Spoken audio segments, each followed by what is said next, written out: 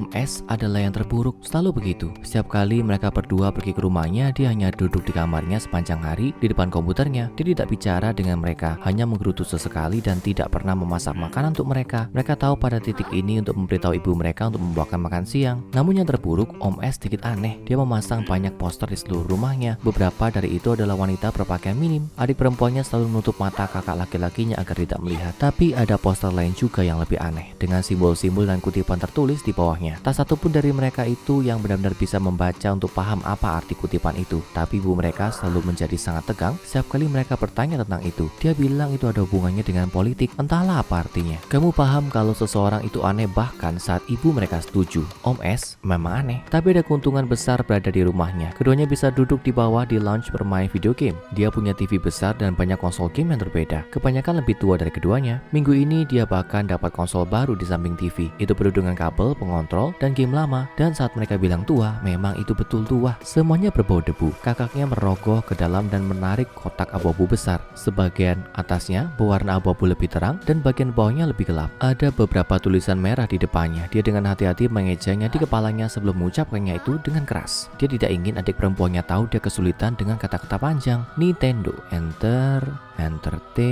Entertainment System. Adik perempuannya jengkel dan duduk di sofa. Dia tidak mau memainkan hal bodoh itu. Nampak tua dan debu membuatnya bersin. Seluruh rumah ini kotor dan jorok. TV dan konsol game adalah satu-satunya hal yang menyenangkan di sini. Mengapa dia mau bermain dengan yang kotor? Kakaknya mengabaikannya dan mencoba menyambungkannya ke TV. Tunggu, di mana HDMI di belakang barang ini? Dia menyerah cukup cepat. Di sofa adiknya menyalakan TV dan mengambil kontrol Xbox. Musik Cuphead yang familiar memenuhi ruangan. Mereka mengecilkannya dengan cepat. Tidak boleh mengganggu Om S yang duduk di lantai atas di depan komputernya. Kenapa dia selalu mau main Cuphead? Itu sangat mengganggu kakaknya. Mereka bahkan tidak bisa memenangkan level pertama. Itu terlalu sulit. Dia memilih dua pemain lalu Cuphead dan Mugman. Keduanya muncul di lapangan. Pria bunga matahari terjun payung di sekitar mereka. Giliranmu, host berteriak di layar. Adiknya mulai berlari sebagai Cuphead tapi menabrak ujung layar. Mereka harus bermain bersama agar ini berhasil. Tapi kakaknya tidak suka ini. Dia menuju ke kotak Nintendo dan menemukan sesuatu yang pas di tangannya. Sesuatu dengan pelatuk. Oh wow. Dia mengeluarkan pistol mainan aneh dari kotak dan mengangkatnya ke udara dengan penuh kemenangan. Warnanya abu-abu cocok dengan konsol NES dengan pelatuk oranye dan kata Nintendo tertulis di samping dengan tulisan merah yang sama. Sebuah kabel menjuntai dari bagian bawahnya. Segera dia berputar dan mengarahkannya ke adiknya dan menembak. Tidak ada yang terjadi. Tidak ada suara, tidak ada lampu. Dia hanya duduk di sana dan bercemberut padanya. Oke, dia bangun dari lantai dan meraih kontrol Xbox kedua. Mereka berlari melewati pria bunga matahari dan menembak jamur payung, tapi mati pada bunga ungu pertama. Bagus. Bocah itu muak dengan permainan ini. Dia tidak ingin terus memainkannya setiap minggu. Dia ingin bermain dengan pistol. Bayangkan game apa yang bisa dia mainkan dengan itu. Dia bersiap lagi. Cuphead dan Mugman muncul kembali dan musik dimulai lagi. Dengan sangat hati-hati dia bersiap. Dengan laras dan membidik Cuphead, dia menekan pelatuknya. Bam! Kepulan asap dan Cuphead berubah menjadi hantu merah. Jantung merah jambu berdetak. Tunggu, bagaimana itu bisa terjadi? Adiknya tidak terkena apa-apa. Dia berteriak padanya. Itu tidak adil. Kakaknya sangat bingung. Dia melihat kembali ke pistol itu bahkan tidak terpasang. Dan itu bukan senjata Xbox. Bagaimana itu bisa? Dia mengarahkannya ke Mugman dan menembak. Bam! Kepulan asap lagi dan hantu Mugman melayang dari layar. Menu muncul dan kakaknya memilih coba lagi. Level mulai lagi, musik dimulai dan host berteriak. Tapi Cuphead dan Mugman tidak ada. Adiknya menggoyangkan stick itu beberapa kali, tidak ada apa-apa. Karakter tidak muncul. Apa yang kamu lakukan? Lanjutlah main. Dia berteriak padanya. Tapi kakaknya tidak bisa melihat karakter yang tersisa di layar. Kenapa dia masih berpura-pura melihat mereka? Langkah kaki berbunyi dari lantai atas kepala mereka. Aduh, sekarang mereka ketahuan. Om S muncul di tangga merenggut ke arah mereka berdua. Segera setiap mereka menunjuk satu sama lain dan menyalahkan. Om S tidak mengatakan sepatah kata pun. Sebaliknya dia memelototi mereka saat dia berjalan mendekati dan merebut pengontrol mereka. Dia berbalik dan kembali ke atas. Tidak ada lagi video game. Tidak adil. Keduanya merosot di sofa. Lengan disilangkan, tidak mengatakan apa-apa. Nest Saper ada di antara mereka. Sepertinya mereka hanya bisa menonton TV saja. Giliran kakaknya untuk memilih sesuatu, dia memilih Netflix dan menonton Avatar The Last Airbender, acara yang paling tidak disukainya. Pembuka muncul memberitahu mereka semua tentang serangan negara api. Adiknya mengambil pistol dari kursi dan mengarahkannya ke layar. Membidik semua karakter yang muncul, kakaknya mengabaikannya. Dia bersikap konyol lagi. Episode dimulai, Aang berada di sebuah kota di negara bumi, berjalan di sekitar pasar yang dililingi oleh adiknya menjerit. Dia melihat TV bingung, tidak ada yang terjadi. Karakternya hanya berdiri di pasar, berbicara tapi adiknya menatap layar dengan mata melotot. Hampir terlihat sedikit ketakutan. Apa yang dia lakukan? Dia menunjuk ke layar dengan kaget dan mengatakan bahwa Aang sudah mati. Dia mengarahkan pistol ke arahnya dan menembak dan sekarang dia sudah mati. Aneh. aneh. Aang baik-baik saja. Dia berdiri di sana berbicara dengan Katara. Kakaknya mengambil pistolnya kembali dan menembakkannya ke layar. Bam! Sebuah tembakan terdengar melalui alun-alun kota dan Aang ambruk ke lantai. Katara berteriak dan berlari ke arahnya. Dia berusaha mati-matian untuk membangunkannya, tapi tidak ada gunanya. Dia hanya terbaring mati di alun-alun, tidak ada darah. Tentu saja secara ini adalah tontonan anak-anak. Katara mulai terisak putus asa dan menatap layar dengan memohon. Mulut kakaknya melebar. Serius? Begini akhir tontonannya? Dia pikir ada banyak episode yang tersisa. Bagaimana cara mereka mengalahkan negara api sekarang? Siapa yang akan menjadi avatar selanjutnya? Dia melihat adiknya, mulutnya masih terbuka. Dengan tangan ragu-ragu, dia mengangkat larasnya lagi dan membidik salah satu kios pasar. Dia menarik pelatuknya. Bam! Semangka meledak menjadi gumpalan merah. Semua karakter melompat mundur dan lari mencari perlindungan. Sokka mengintip dari belakang salah satu mobil, menatap lurus ke arah mereka sebelum merunduk lagi. Tontonan ini aneh.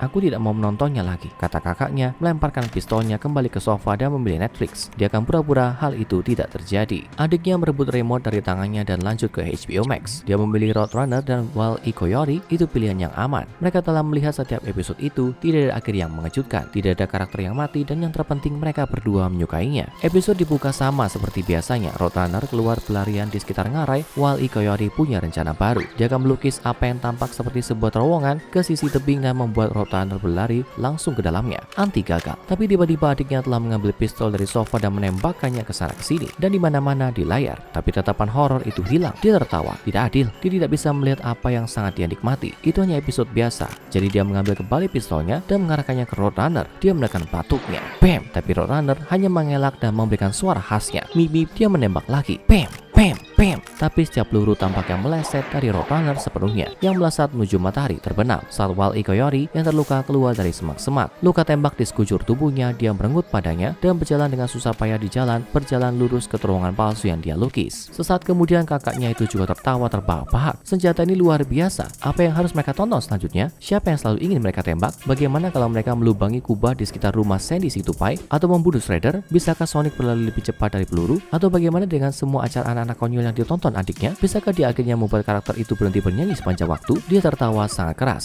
Bahkan dia tidak mendengar langkah kaki menuruni tangga. Dia tidak menyadari Om S ada di sana sampai bayangan menutupi dirinya. Senang ya? Kakaknya mencoba menjelaskan sebaik mungkin, tapi pistolnya sudah lepas dari tangannya. TV mati dan remote-nya menghilang ke dalam saku Om S. Dengan kesal, kedua anak itu duduk di sana bertengkar dengan pelan sampai ibu mereka datang menjemput mereka 1 jam kemudian. Malam itu Om S melakukan hal yang sama seperti biasanya. Dia berbaring di sofa, kaki naik, ramen instan di tangannya. Berita terus berlanjut, memuat cerita biasa tentang presiden mengunjungi beberapa TK menjelang putaran pemilihan pendahuluan berikutnya. Benar-benar konyol. Om S terbaring jengkel, berpikir sendiri, seolah-olah pria itu peduli dengan salah satu dari anak-anak itu. Kalau pria begitu, dia akan membuat perbatasan lebih kuat untuk menghentikan orang asing datang dan merusak masa depan mereka. Bagaimana orang-orang Amerika berdarah asli ini akan punya kesempatan hidup ketika negara mereka sendiri diserbu? Dia pindah channel, ada kartun yang diputar. Dia akan lebih benci kartun. Dia memegang nes Zephyr tinggi-tinggi. Dia telah membawanya sepanjang sore. Bayangkan kalau itu senjata sungguhan. Tanpa pikir panjang, dia mengarahkan Zephyr ke TV dan menarik pelatuknya. Bam! Sebuah tembakan membuatnya kaget. Apa itu di luar? Dia melihat kembali ke TV. Karakter kartun itu merunduk di bagian bawah bingkai. Sebuah lubang peluru di dinding di belakangnya. Oh, syukurlah. Itu cuma acara, bukan tembak sungguhan. Karakter menggoyangkan jari di layar.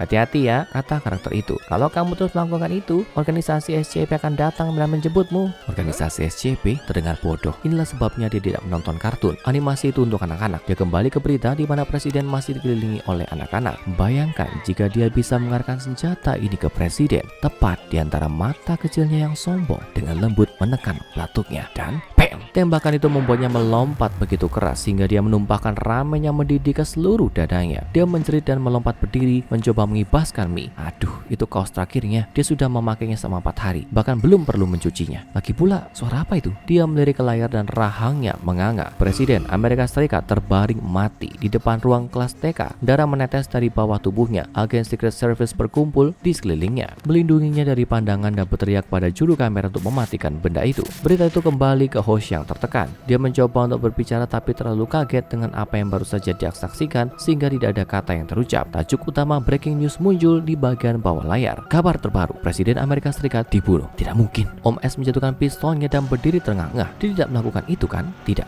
tentu saja dia tidak melakukannya. Itu kebetulan. Semua itu hanya kebetulan. Jika itu nyata, maka dia akan mengarahkan pistol ke host sekarang, menarik pelatuknya dan bam! Kepalanya terguncang ke belakang, darah menyemprot dinding belakang ruang redaksi. Video terpotong dan jeda iklan dimulai. Ini infomersial bodoh. Hanya para pemain di dalamnya yang terus melirik kamera dengan gugup dan sedikit membungkuk di belakang meja dan barang saat mereka punya kesempatan. Om S terus berdiri di sana menatap layar sepanjang malam. 2 minggu kemudian Om S kehabisan makanan. Dia kehabisan ramen beberapa hari yang lalu, kemarin kacang, dan hari ini dia punya sisa terakhir roti berjamur. Selama ini dia tidak keluar rumah. Dia tidak bisa lagi. Dia orang yang paling dicari di Amerika. Tiap malam beritanya selalu sama. Fotonya muncul di layar meminta teman, keluarga, saksi, siapapun untuk datang dan mencari pria ini. Entah mengapa belum ada yang melakukannya. Saudarinya mencoba menelpon beberapa kali tapi dia tidak mengangkatnya. Tak lama kemudian dia memutus saluran teleponnya, keheningan lebih baik membantunya fokus pada pekerjaannya. Dia menyusun daftar, faktanya dia sudah mulai menggambarnya sebelum dia menemukan pistol itu. Di situ ada nama setiap politisi, pemilik bisnis, boneka media, berita palsu yang menyebarkan Illuminati yang bisa dia pikir. Dianya duduk di sana berganti channel TV, senjata siap. Dia juga membawa laptopnya dan dia menghabiskan sebagian besar waktunya mencari melalui YouTube untuk berbagai video orang yang ingin dia bunuh. Dia bohong kalau tidak ada beberapa YouTuber menyebalkan yang masuk daftar juga. Kamu tahu maksudnya. Dunia mulai berantakan di luar sana dengan kematian presiden bersama dengan setengah dari Kongres dan sebagian besar penjual propaganda utama, semuanya mulai terurai. Seperti yang selalu dia inginkan, militer sedang dirancang untuk menekan kerusuhan di seluruh negeri tapi tidak berbuat banyak untuk menahan semuanya. Penembakan random terus terjadi menyebabkan semakin banyak kekacauan. Ini akan menyakitkan untuk sementara, Om S tahu itu. Tapi pada waktunya mereka akan belajar pelajaran mereka. Dia hanya bertanya-tanya berapa lama dia akan seperti itu. Dia tidak bisa terus kabur selamanya. Sesuatu akan segera terjadi semestinya. Mereka punya fotonya, mereka punya namanya, namun tidak ada orang yang mengepung rumahnya. Dia tahu itu karena dia memasang webcam di sekeliling rumah. Dia membuka video live di laptopnya. Kalau ada yang datang dalam jarak 20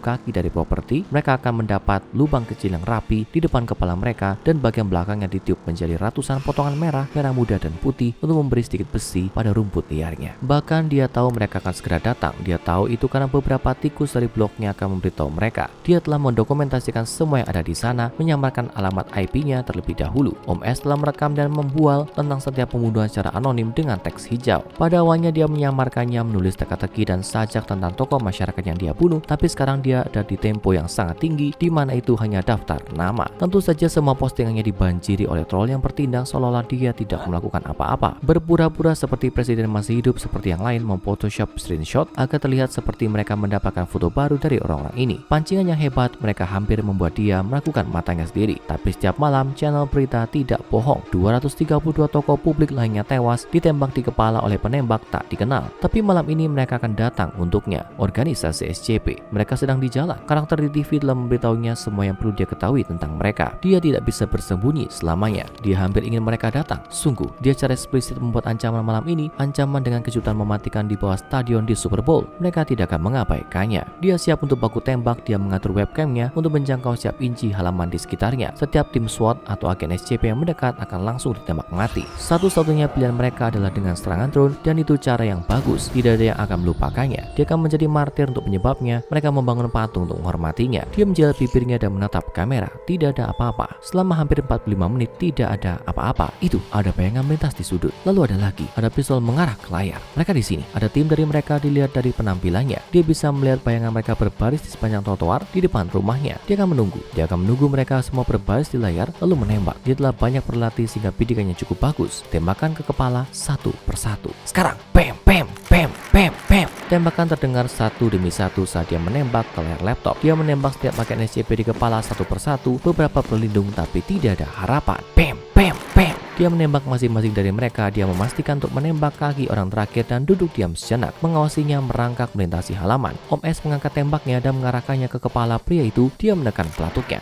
Pintu depan terbuka dan agen lapangan organisasi mengepung rumahnya. Tapi bagaimana itu mungkin? Dia baru saja membunuh mereka semua di luar pintu depan. Dia menyaksikan mereka mati. Bagaimana mereka masih di sini? Dia melihat dengan tidak percaya dari pintu depan ke halaman. Tidak ada darah, tidak ada mayat, tidak ada bukti dari apa yang baru saja terjadi. Agen SCP berkerumun di sekelilingnya mengangkat senjata dan meneriakkan perintah. Dia kembali ke realita dan panik mengangkat tangannya ke udara dan membiarkan pistol mainan itu jatuh ke lantai. Aku melakukannya. Aku membunuh Presiden Amerika Serikat. Itu aku. Dia mulai menangis saat mereka memborgolnya dan menekan wajahnya ke karat. karpet. Agen menanyainya bingung, apa yang sedang dia bicarakan? Presiden masih hidup dan sehat, dia sedang berkampanye untuk pemilihan berikutnya. Hasil lebih baik dari sebelumnya dalam polling. Aku membunuh mereka semua, itu aku. Sekali lagi, para agen bingung saat pria berseragam menyaritnya keluar dan melemparkannya ke belakang van. Dia tidak bisa tidak bertanya-tanya mengapa semuanya tampak begitu damai di sini. Kemana perginya kiamat? Pintunya ditutup. Saat ini saya sangat berharap bahwa tidak seorang pun yang melihat video ini memiliki SCP-674 atau senjata yang serupa yang saat ini tidak ketahui oleh organisasi. Jadi, SCP-674 atau dikenal sebagai pistol eksposisi tidak menimbulkan ancaman bagi saya di dunia nyata. Itu bisa berdampak buruk pada persepsimu tentang realitas. Pistol eksposisi tampaknya adalah Nintendo Entertainment System Saber yang sepenuhnya normal. Sejauh yang diketahui organisasi, itu sangat mirip dengan model lain yang dirilis di Amerika Utara sekitar tahun 1985. Kamu dapat membongkar Saber, memeriksa setiap komponen plastik dan elektronik satu persatu, memasangnya kembali, dan kamu akan gagal melihat sesuatu yang tidak biasa di perangkat video game ini. Tapi kalau kamu mengangkat senjata ini ke layarmu sekarang, arahkan ke saya dan tembak, kamu akan mendengar suara tembakan dan melihat saya jatuh di kursi saya, mati. Selama sisa durasi video, kamu akan melihat saya duduk diam di sini. Video akan terus diunggah di channel ini, tapi masing-masing dari mereka mungkin hanya akan menunjukkan mayat saya yang perlahan membusuk di kursi ini. Bagi orang lain, bagaimanapun itu tetap biasa saja saat saya mengungkap kisah-kisah yang lebih mengerikan, menakutkan, menarik, dan aneh dari organisasi SCP. Pistol eksposisi hanya berdampak pada pemakainya, selamanya mengubah realitas yang mereka rasakan melalui layar digital manapun yang mereka tembak. Kalau mereka menembak presiden seperti yang dilakukan Pak S, maka dalam hubungan program berita apapun yang mereka tonton, presiden itu mati selamanya. Hal yang sama juga berlaku untuk tontonan fiksi. Kalau karakter utama mati, seorang sahabat karya hadir untuk menggantikannya dan ceritanya berubah sesuai dengan itu. Perlu dicatat bahwa setiap tontonan atau film mengikuti logika internalnya sendiri. Anak-anak tidak dapat menembak Roadrunner karena dia selalu lolos, tapi dengan gaya kartun klasik, semua peluru mereka yang meleset akhirnya mengenai Wile E. Coyote yang sangat malang. Namun dalam konteks ini senjata itu terbukti tidak fatal karena di alam semesta yang menunjukkan ledakan, sengatan listrik, jatuh dari tebing dan tenggelam tidak akan pernah bisa membunuh Coyote. Jadi tentu saja tembakan tidak akan berbeda. Namun yang paling menarik adalah kesadaran senjata itu terhadap organisasi SCP. Pengguna yang sering menembakkan pistol ke kamera akan menemukan karakter yang segera memperingatkan mereka untuk segera menghentikannya karena takut ditangkap oleh organisasi. Mungkin yang paling mengerikan dan masih belum bisa diungkap hingga hari ini adalah takdir terakhir Pak S.